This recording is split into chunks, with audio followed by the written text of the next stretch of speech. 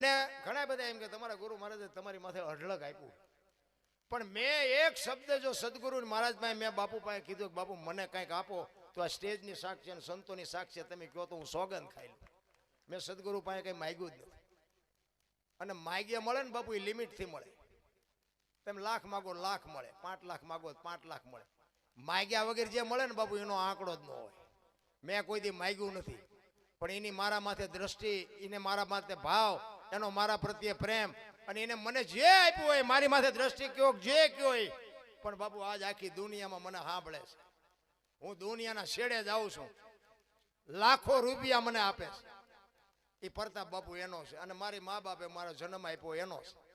બસ બાકી તો બધા તમે બધા અમને બોલાવો ચા સુધી, આ ગઈએ કે બોલીએ કે ત્યાં સુધી, પછી તમે નથી બોલાવાના એ અમને ખબર છે. હવે ઇધર પર જા ગયો કે બીજાને કહો બીજાને કહો, એ તો અમને ખબર છે.